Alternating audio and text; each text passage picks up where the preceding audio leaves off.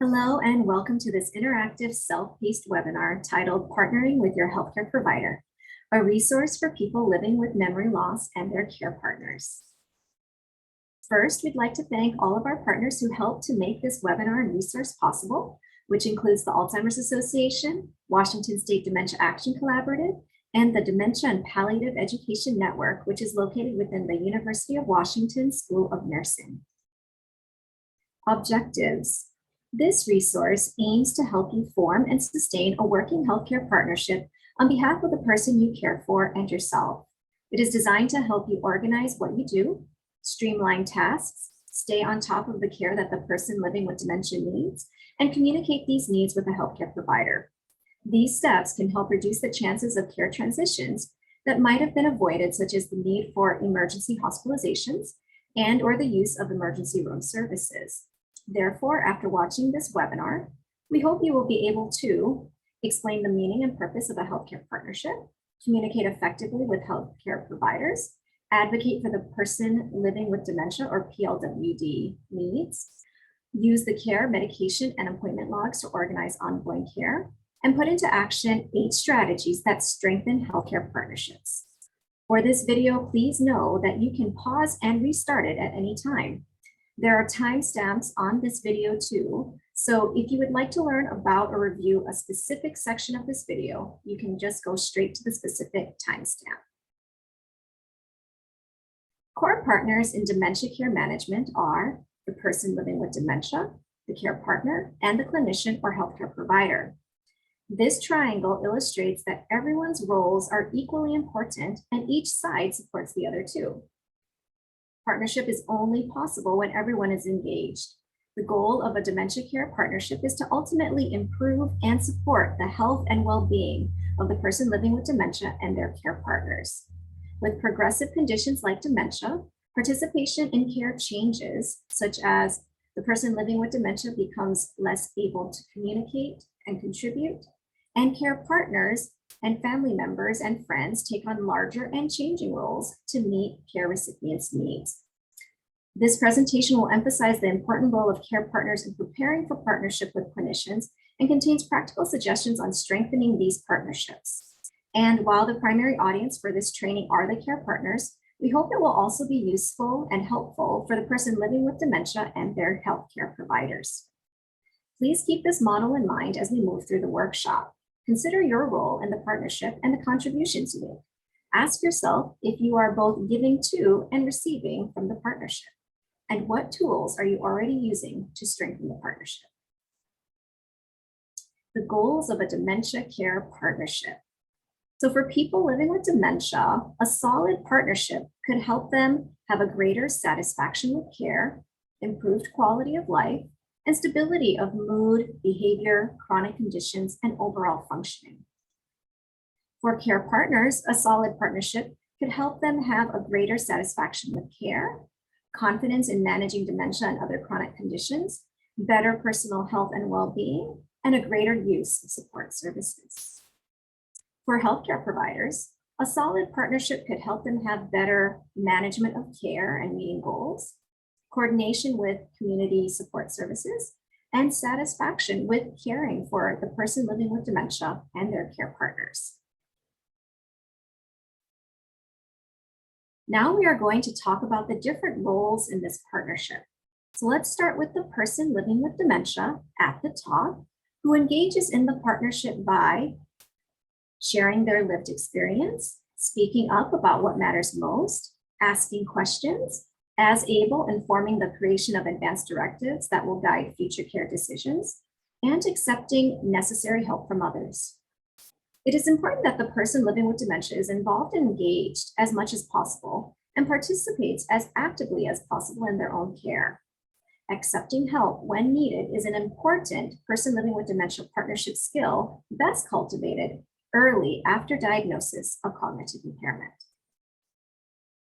The care partner's role is to help the person living with dementia communicate when needed, oversee the person living with dementia's health, wellness, and care at home, know what to do to carry out the healthcare plan at home, and ask for clarification if unsure, Monitor the person living with dementia's symptoms, activities, and response to treatment.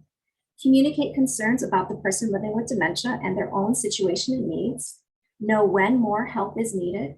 And most importantly, to equally prioritize their own health and well-being. The healthcare provider's role is to listen, promote sharing of information, concerns, and goals, provide education about dementia diagnosis and management, clearly explain providers' goals for care and treatment options, work to harmonize goals across care partners and partners in this model, coach the person living with dementia and care partners to help achieve care goals, prioritize long-term continuity of care and connection to resources. Now let's learn more about care planning, which is a collaborative process.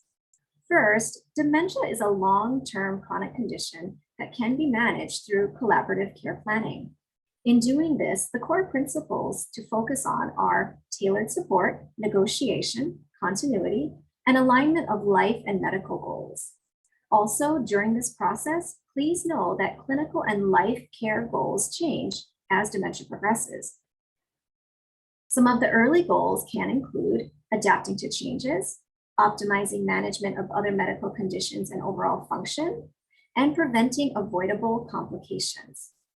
The person living with dementia may actively participate in own care and goal setting, and care partners generally organize care at home. Some of the later goals to consider as dementia progresses are sustaining caregiving success, maintaining comfort, and controlling symptoms. At this stage, care partners inform medical treatment goals and carry out care plans supported by others as needed. Regardless, during all stages, care planning is a collaborative process that involves the person living with dementia, the care partners, and clinicians. The suggestions and strategies contained in this presentation aim to empower care partners to be active partners in the care planning process. Let's talk about some approaches for preparing for a healthcare appointment. First, make a list of concerns and questions and think of questions that you may have about the plan of care, memory loss, dementia, other relevant diagnoses or changes you observe, other medical conditions, tasks or responsibilities for helping with care at home, and what symptoms and behaviors should be promptly reported to the healthcare provider. If possible, you can review any prior notes or after visit summaries from the clinician to help you recall what was discussed and recommended at that visit. And maintain medication and care logs and bring them to each appointment. We will go over these in more detail later in the presentation. However, we wanted to talk about some of these tips now because research shows that people who plan ahead for a healthcare visit get more of their questions answered and they feel better about their care compared to those that do not plan ahead. And even though people who plan ahead get more out of the visit, they do not take up any more time in the appointment than the people who don't plan ahead. They simply use the time they have better. Later, you can view accompanying videos that illustrate the usefulness of preparing for healthcare appointments and of keeping medication, appointment, and care logs. Here are some suggestions for communication during healthcare appointments. It is important to be well prepared and assertive. You can ask for a clear explanation of the treatment or care plan, ask the healthcare provider to include you in any decisions, take notes and ask for an after visit summary, understand the steps to take if you disagree with treatment plan or medications, and be sure to ask for clarification, explain your concerns, and if you disagree, ask for an alternative treatment plan. Additionally, it is important to ask the healthcare team to help you develop a plan for communicating your concerns and observations, especially in urgent situations. Therefore, you can ask the provider and/or staff what you should watch for, who you should contact when you have concerns, how to communicate quickly with them when you have concerns, along with the preferred or best form of communication, whether that's a message through the medical record system or by phone or email, how to get help when the clinic is not open, and when to seek emergency help. We will now review several strategies that care partners can use to cultivate and maintain successful healthcare partnerships.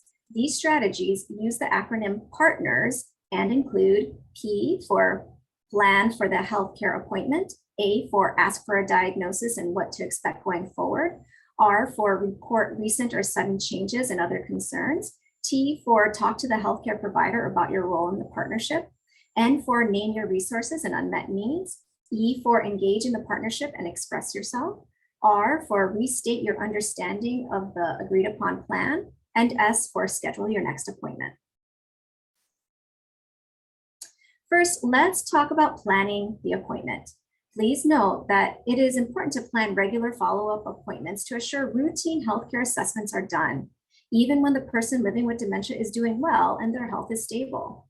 Establish a follow-up schedule with your care recipient's main healthcare provider. It may be helpful to see that clinician at least every 3 to 6 months, especially when the person living with dementia is taking medications and or has other chronic conditions.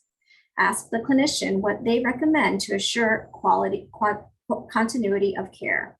Also, try to consolidate care with your care recipient's main clinician as much as possible. Be thoughtful about if and when visits to several different providers are necessary. So when planning for the appointment, first think about, is an appointment needed? Therefore, is it better to call into the clinic to speak with the nurse or other staff to communicate to the doctor or ask questions? Some examples of this would be requesting a medication refill, asking about test results, or calling to speak to staff about an urgent concern in which you cannot wait until an appointment is scheduled. Otherwise, if an appointment is needed, what type of appointment is best? Is it a video visit, for example, to follow up for stable or simple issues? Or is an in-person visit needed, for example, to do a physical exam, take medical tests, or discuss a major change in health status? Next, consider what part of the day the person living with dementia is most likely to tolerate traveling to an in-person appointment. Once visits are scheduled, be sure to plan ahead of time for involving other family members or care partners who want to be present at the visit, whether that's doing a conference call or obtaining the right information to help them log into video conferencing. We will now review how maintaining regular observations and records could help improve healthcare partnerships and health outcomes. In planning for the appointment, maintain a care log, which includes physical symptoms, changes in mood or behaviors, and questions and concerns. A medication log, which includes a list of dosages and medications, over-the-counter products, vitamins and supplements. And lastly, keep an appointment log, which includes information about the appointment. Links for blank samples of each of these logs are available on the website and in the PDF version of these slides on slide number 18. Using a care log. So a care log is like a diary that will help you remember things that happened over time and to keep everyone on the care team updated. Use a care log to write down and keep track of health changes and things you want the provider to know, and include who, what, when, where, and why. Therefore, think about and write down information about changes in mood or behavior, physical health or functioning, for example, pain, discomfort, sleep, appetite, breathing, weight loss, urination, bowel movements, leg swelling, nausea, fever. And when did these changes start? How have they progressed over time? What seemed to trigger them? What things did you try to do to address the issue? And did it help? Give the care log to the provider before or during an appointment. When you use a care log, you don't have to worry about remembering all of the information during the appointment. The care log can help you report things that may be difficult for you to talk about in person. The care log can also help reduce your stress. And with the care log, the provider receives detailed information to help in deciding on the need for medical testing and treatment. Here is an example of a care log and the things that could be written in there. June 1st, 2021 at 1:15 p.m. David fell asleep in his chair while watching TV. When I tried to wake him after an hour, he became angry and pushed me away. He slept for 3 hours. June 2nd, 2021 at 2:20 a.m.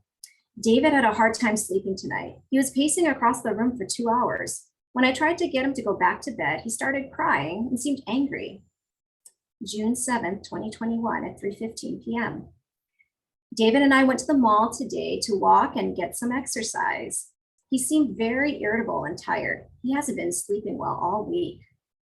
June 10th, 2021 at 2:30 p.m. David and I went to the mall again for walking. He seemed very confused and kept asking where we were. I stopped to get us a cup of coffee, and when I turned around, he had disappeared. It took me an hour to find him.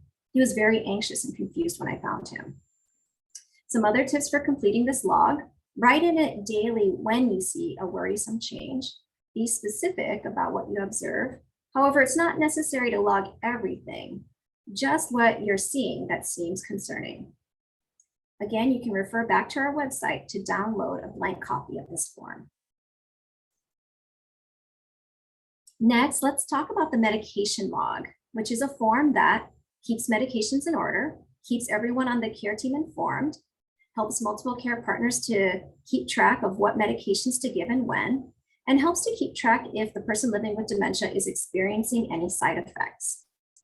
In the medication log include names of all prescription medications, over-the-counter products, vitamins and herbal supplements, dosages for each, the purpose of each and expected result of use, any special instructions, observed response to the medication, possible side effects you may observe, and focus on possible side effects that clinicians instructed you to watch for, and any concerns you have about the medication. So here's a sample medication log, which includes prescription medications, over-the-counter products, vitamins, herbal supplements, and the clinician who prescribed the medication. There's also a place to list allergies, medical conditions and illnesses, and things to avoid. As you can see, the log provides a reminder of the dosage plus possible side effects and any special instructions. Be sure to update the medication log each time you get a new medication or supplement. Bring a copy of the medication log to every doctor visit, and bring your medicine bottles to every doctor visit as well. You can also ask a provider to help you keep track of medicines, start the log, and understand what patients' medicines are for and the side effects. Keeping an appointment log. The appointment log is useful for both people living with dementia and care partners when used before, during, and after a visit. Before the appointment, write down the appointment date and time, your 3 biggest concerns, and any questions you want the healthcare provider to address. Then, during and after the appointment, write down whether your concerns and questions were answered and resolved, recommended changes in everyday activities, and details of changes in treatment. Here's a sample appointment log. Before the appointment, you can fill in information about the appointment, such as the day, time, and healthcare provider. You can look over the care logs and write the 3 biggest concerns or problems you need to talk to the provider about, and you can write down questions. During the visit, take out your logs and have a pen ready. Tell or point out your 3 concerns, take notes, and write yourself a to-do list. After the visit, the log is a record of the appointment and notes you've taken that will help you share information with other care partners. And your to-do list helps in following the provider's orders. Next, let's talk about asking for a diagnosis. When talking about dementia or cognitive impairment, some sample questions you can ask are, what is the diagnosis, or what do you think the problem is? Are you considering anything else? And if dementia is diagnosed, what type and stage is it? And what do I need to know? Next, ask about other conditions, such as, what other medical problems do I need to help manage? What must I know about each condition? What do I need to do at home? What is the expected result? What should I watch for? And what should I contact the clinician about? The benefits of understanding the diagnosis and other diagnoses include helping you plan for the future and improved ability to make good decisions about treatment and care options, legal and financial issues, and getting help and support for you as a care partner. It also aids you in getting help to manage the illness and develop the treatment plan. Anytime you notice a sudden change in the patient's symptoms or a new symptom, it is important to let the provider know about it. These changes can mean that there is a serious medical problem that should be treated immediately. So to report recent and sudden changes and other concerns, focus on the most important problem you are reporting, say it early in the visit, or you can also tell the nurse or medical assistant or anyone else on the team. Some examples of sudden changes to report are person living with dementia becomes suddenly more confused or sleepy, episodes of fainting or falls, a fever, unexpected loss of bowel or bladder control, sudden onset or increase in irritability or aggression, sudden onset or worsening or persistence of pain. It is also important to watch for changes when starting new medications. So ask your provider what changes need a call to him or her or would require immediate medical attention. Use your medication log and care log to help you keep track of side effects, how the medication is working, and improvements or changes to the condition targeted by the medication. So we've talked about how important it is for people with memory loss to have a care partner with them at their healthcare visits. Clinicians don't always know what care partners are doing for their patient, so it is important to tell them what you're doing.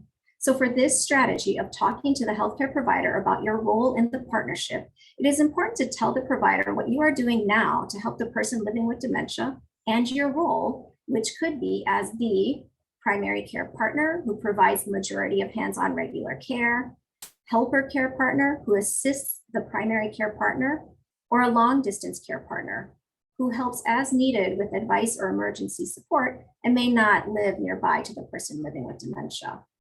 Some communication tips include being direct yet respectful, plan what you will say, ask questions, ask the provider to repeat something or explain it more simply if you don't understand, and remember that patients and their care partners have a right to be heard. Most importantly, be sure the person living with dementia is included in the conversation as much as possible. Some clinicians may need your gentle urging to redirect the conversation to the person living with dementia. When possible, encourage the person living with dementia to speak for themselves and make frequent eye contact with the person living with dementia. Don't be afraid to ask for a private discussion with the clinician when you need it. As an example, if you are unable to speak in front of the person living with dementia due to sensitivity or complexity of your concerns.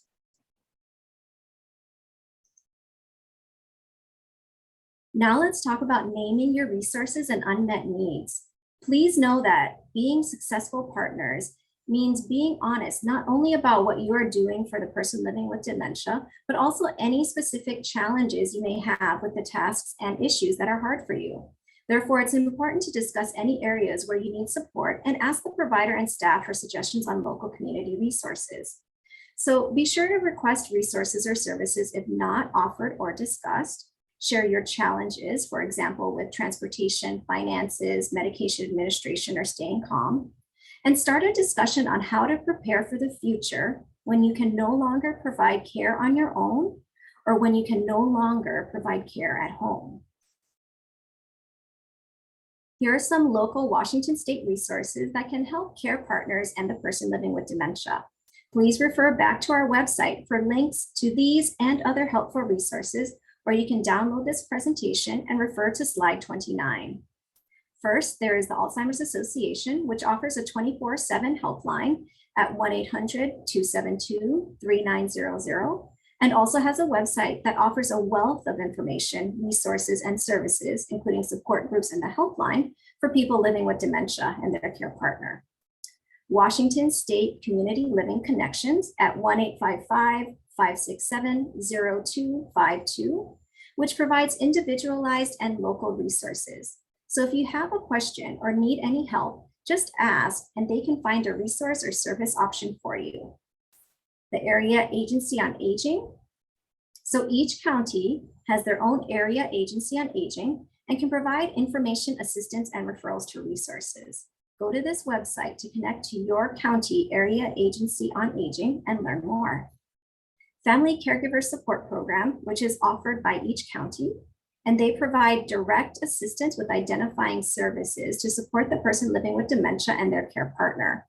Financial support may be available to access resources that may include adult day health programs, respite care, counseling, and consultation for long-term care planning. The Dementia Action Collaborative website, which provides resources, education, and information on dementia care, and also includes a free booklet titled Dementia Roadmap, a guide for family and care partners. And the National 211 Information and Assistance Hotline. Just dial 211 from your phone, and you will be connected to your local 211 information specialist who can give information about local resources and services. If you're outside of the state of Washington, here's a list of other organizations that you can look for to get more help, and includes the Alzheimer's Association, of which you can call the 24/7 hotline noted in the previous slide from anywhere in the US, social service agencies, senior or community centers, Area Agency on Aging, National 211 hotline, assisted living communities, parks and recreation centers, YMCA or YWCA, faith communities, and support groups. So now we are going to talk about engaging in the partnership and expressing yourself. This strategy is about effective communication to ensure that your concerns are heard and that you can effectively collaborate with the healthcare provider. When communicating with providers, make sure to use I statements rather than you. So for example, I feel, I worry, I think, I would like, and some sample statements are, I have questions, I am concerned, I worry about, I disagree, I think this will work. Next, in engaging in the partnership and expressing yourself, be sure to use your log to help remind you of how things have been going, set priorities for things to discuss at the appointment, and share your concerns with the healthcare team, such as I am concerned about, or we have had difficulty with. Next, we'll discuss asking questions. This step can be difficult. However, the more you prepare in advance and practice asking questions, the more likely that you'll get the answers you need. Additionally, there is often limited time available to meet with the healthcare provider, so planning in advance can help you get your most important questions answered. Therefore, for this step, take some time to review any concerns or questions that you have, and you can also use the care log to help organize your thoughts. Prepare some questions that you have and write it down. Restate the questions if they are not answered during the appointment, and if there is not enough time to address all questions, ask about options to get more answers, whether it's through a follow-up visit, messages through the electronic medical record system, or a phone call to the clinic. Some example questions include, what are some things I should expect? Is this issue concerning or a possible problem? What are our options? What is the best way to do this task, activity, treatment, intervention? How will I know if medication, treatment, intervention is working? When should I call you with concerns and or go to the emergency department? And what can I do to help? Next, we'll discuss how to clarify information.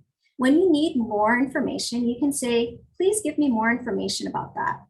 Or can you please tell me a little bit more about, or where can I find more information about?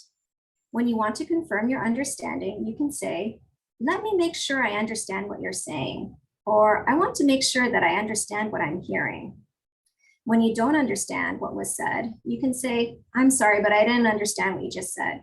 Can you please explain that to me in another way? Now let's discuss how to restate and agree on the care plan. When you restate what the provider says, it helps you understand what he or she said about the patient's condition and treatment. Restating helps the provider know that you've understand everything and agree on the treatment. And most importantly, a treatment plan is only useful if it is followed. So ask yourself, do you understand the plan? Do you know what needs to be done and what you need to do to follow through? Does it meet your needs? Is it realistic and achievable? Or in other words, can you agree to the treatment plan that the provider suggests? Try to be honest and real about what you can and cannot do. Agreeing to something that cannot be done does not help anyone. And there may be alternative treatments that you can agree to and implement. Next, restate the plan, such as, it is my understanding that you are asking me or the care recipient to, or other examples of restating include, you mean you want me to call you if she gets dizzy or faints, right? Or, so what you're saying is that you want David to get some sort of daily exercise and cut down on caffeine. And clarify what information the healthcare provider will want at the next appointment. Once all is agreed upon, it's great to end with a thank you to the provider. And finally, let's talk about scheduling the next visit. Some tips on this include schedule next visit before leaving the appointment. Ask if when a telehealth, such as a video appointment, is appropriate. Bring your calendar so you can schedule around other things you already have planned. If helpful, tell other care partners about the appointment so they can participate too. And ask the clinic if they can give you a reminder phone call. So let's take a quick review of the 8 strategies for being successful partners. Plan for the healthcare appointment, ask for a diagnosis and what to expect going forward, report recent or sudden changes and other concerns, talk to the healthcare provider about your role in the partnership, name your resources and unmet needs, engage in the partnership and express yourself, restate your understanding of the agreed upon plan, and schedule your next appointment. Keeping organized. Managing a chronic illness is not easy. That's why it is helpful to get organized. Consider getting a big 3-ring binder with dividers and/or start a computer folder that includes the following sections. In case of emergency, keep emergency information such as patient information, emergency phone numbers, directions to your house, insurance information, phone numbers of the main healthcare providers, and the name of your preferred pharmacy and hospital. Person living with dementia medical history. Include information about the person living with dementia's full name, date of birth, surgeries, hospitalizations, and medical conditions. Current list of clinicians and all other healthcare providers, and include their role and contact information. Care, medication, and appointment logs. Keep your logs from past appointments in order. This will help you to keep track of changes over time, changes in medication, possible side effects observed, and what was discussed at different doctor appointments. This information may also be helpful to have when seeing new providers. Please refer back to our website to download blank copies of these forms. Treatment options. Record information about current treatments and, if available, any alternative treatment options that have been discussed. Refer to this information when discussing treatment options. Financial and legal documents. It is important to plan ahead on legal issues and how to manage financial resources as soon as a diagnosis of dementia is made. Keep track of important legal information and important documents such as power of attorney, living will, living trust, legal will, and guardianship or conservatorship papers. It is important to obtain legal advice and services from an attorney who practices in the area of elder law. Financial information and documents may also include insurance policies, stock and bond certificates, bank and brokerage account information, pension and other retirement benefit summaries, Social Security payment information, rental income paperwork, deeds or mortgage papers or ownership statements, and monthly or outstanding bills. Community resources. In this section, you can collect information, directories, and brochures about community resources. This will help you when thinking to yourself, I remember getting a phone number where to call for help. Where did we put that? And lastly, the caregiving team. Record contact information of all paid and informal caregivers or care partners. Now that we've discussed the different strategies to partnering with your clinician, let's talk about self-care. Engaging in self-care is important to manage the stress and strain that can sometimes be involved with caring for others, and it's important to maintain your own health and well-being, which reduces the risk of burnout. At times, it can feel difficult to squeeze in time for self-care, so feel free to start with selecting brief or easily accessible self-care activities. So first, identify simple self-care tasks you can do daily that make you feel good.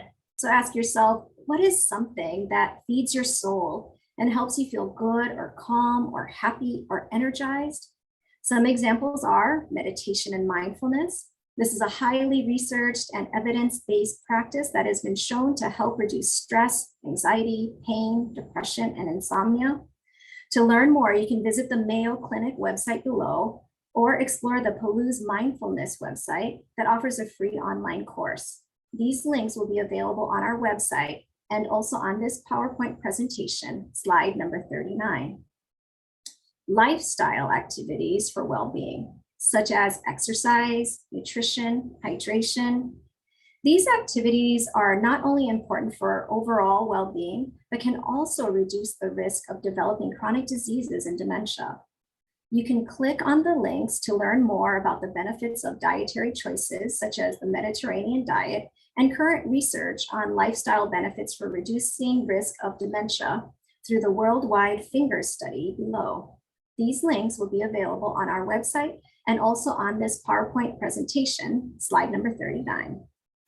Lastly, be sure to maintain your social interactions, such as connecting with friends and family. Here are some more everyday self-care activities: reading or listening to music, positive self-talk, practicing gratitude, taking a break, doing hobbies, creative activities, or something fun, keeping a journal to express your thoughts and feelings, reaching out for support and services. Ultimately, the goal is kindness to yourself. You deserve it. Let's review the main highlights from today's presentation. Using the 8 partner strategies for partnering with your care recipient's healthcare provider to support you in your caregiving journey. So plan for the healthcare appointment, ask for a diagnosis and what to expect going forward, report recent or sudden changes and other concerns, talk to the healthcare provider about your role in the partnership, name your resources and unmet needs, engage in the partnership and express yourself, restate your understanding of the agreed upon plan, and schedule your next appointment. Keep organized with maintaining care, medication, and appointment logs, using good communication strategies, and knowing what information healthcare providers can offer to support the health and well-being of you and the person you care for. Following these suggestions may help prevent negative experiences or hospitalizations. Lastly, I want to let you know that we have 2 videos available that you can watch to learn more about how these strategies can be implemented. This first video here shows a visit with a primary care provider, Dr. Rachel, the person living with dementia, David, and his sister, Carol, who is his care partner. In this video, there are 2 different interactions that show what might happen when a care partner does and does not implement some of these strategies. Please refer back to our website to view these videos or download this PowerPoint presentation and go to slide 42 to find the link for this video. This second video shows an example phone call between Carol, the care partner, and Nurse Kathy. Please refer back to our website to view this video or download this PowerPoint presentation and go to slide 43 to find the link for this video. Lastly, we would again like to thank our partners who supported this work: the Alzheimer's Association, Washington State Dementia Action Collaborative, Dementia and Palliative Education Network, and the University of Washington School of Nursing. And a big thank you to all of our collaborators, which included dozens of interdisciplinary healthcare providers, community members, and care partners of people living with dementia who contributed their valuable ideas, feedback, and countless hours of work to help develop this online presentation. Thank you very much for watching this presentation.